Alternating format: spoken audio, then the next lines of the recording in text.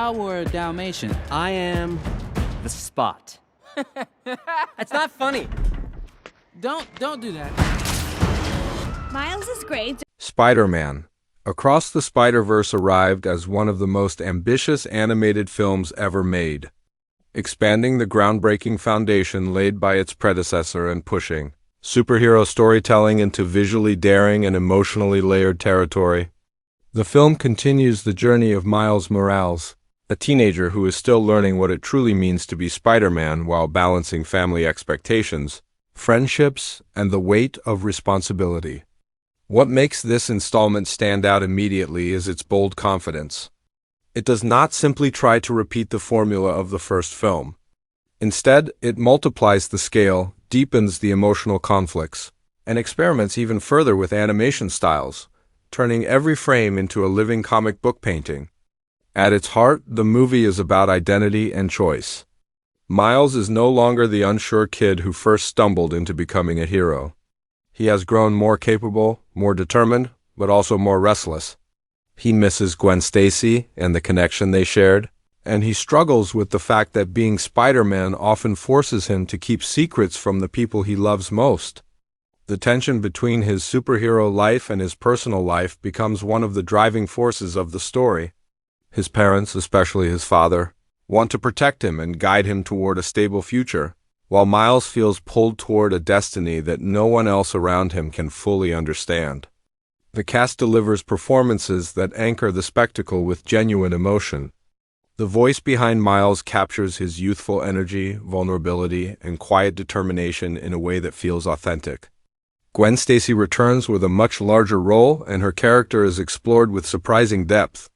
She is not just a supporting figure. She becomes a central emotional pillar of the film. Her internal conflict, her relationship with her father, and her struggle to belong add layers that elevate the narrative. Miguel O'Hara, introduced as Spider-Man 2099, brings a commanding and intense presence to the Spider-Verse. He represents authority, order, and a strict belief in how the multiverse should function. Creating a powerful ideological clash with Miles, the film's story expands beyond Brooklyn into countless alternate realities, each with its own art style, tone, and personality. One universe may look like watercolor brushstrokes in motion, another like futuristic neon chaos, and another like a sketchbook that refuses to stay within the lines. This creative freedom becomes one of the film's defining strengths. Instead of treating the multiverse as a simple plot device, the filmmakers use it as a canvas for artistic experimentation. Every new world feels handcrafted, reflecting the personality of its spider hero. The animation shifts in color palettes, line textures, and movement styles, often within the same scene, creating an experience that feels constantly alive. The main conflict centers around the idea of canon events, moments in every Spider-Person's life that are meant to happen no matter the universe.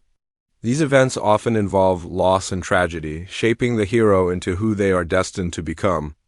Miguel believes these moments are sacred and must never be disrupted, even if it means allowing painful outcomes. Miles, however, refuses to accept that suffering is mandatory. He challenges the notion that destiny is fixed, arguing that being Spider-Man should also mean saving everyone possible, even if it risks destabilizing reality itself. This philosophical clash drives the emotional core of the movie and gives the action scenes deeper meaning. One of the most talked about aspects of the film is its sheer number of spider characters.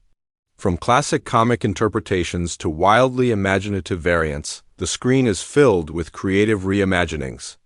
Some are played for humor, others for awe, and some for quick cameos that fans delight in spotting. Despite the overwhelming scale, the story remains focused on Miles and Gwen. The supporting spider people add flavor and excitement, but the narrative never loses sight of its emotional center. This balance prevents the film from becoming chaotic and instead makes it feel expansive yet personal.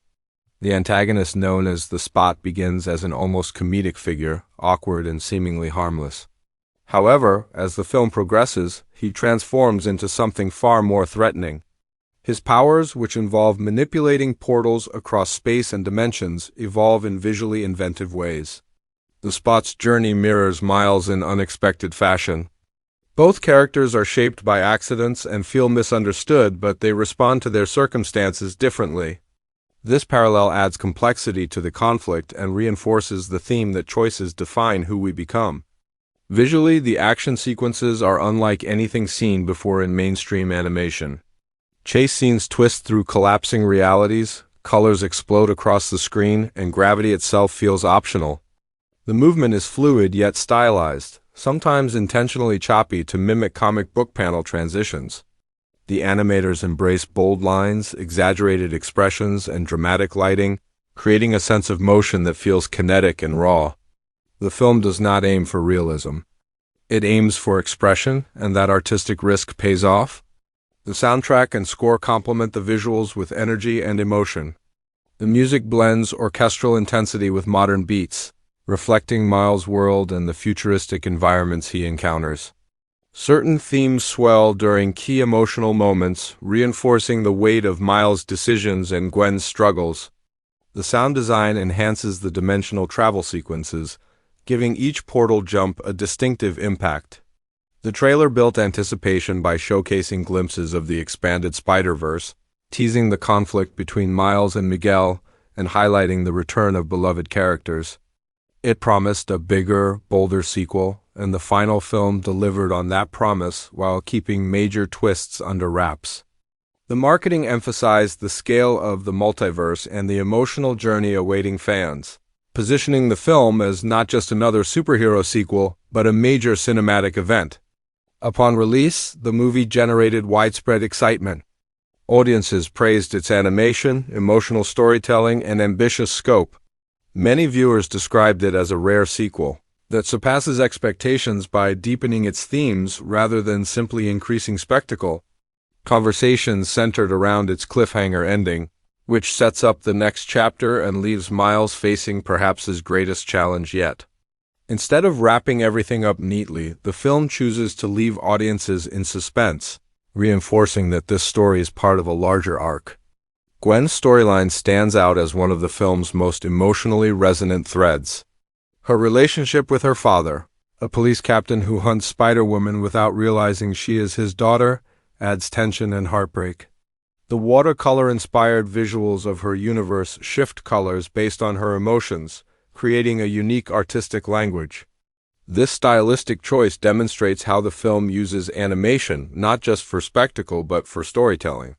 Her arc mirrors Miles in that both struggle with honesty, responsibility, and fear of disappointing their families. Miguel O'Hara's perspective introduces a darker tone. He has witnessed the collapse of universes due to broken canon events and carries the trauma of those failures. His rigid stance comes from a place of pain and guilt, making him more than just an authoritarian obstacle. The clash between him and Miles becomes a debate about fate versus free will. Can a hero rewrite their story, or must they accept the tragedies that define them? This question lingers long after the credits roll. The humor remains sharp and character-driven. Whether it is playful banter between spider heroes or awkward family moments in Brooklyn, the jokes never undermine the emotional stakes. Instead, they make the characters feel human. The film understands that laughter and heartbreak can coexist, often within the same scene. Technically, the production represents years of innovation. The animation team reportedly pushed boundaries to achieve the layered comic book aesthetic, combining hand-drawn elements with cutting-edge digital techniques. The result is a film that feels handcrafted despite its massive scale. Each frame contains intricate details from background graffiti to subtle facial expressions, rewarding repeat viewings.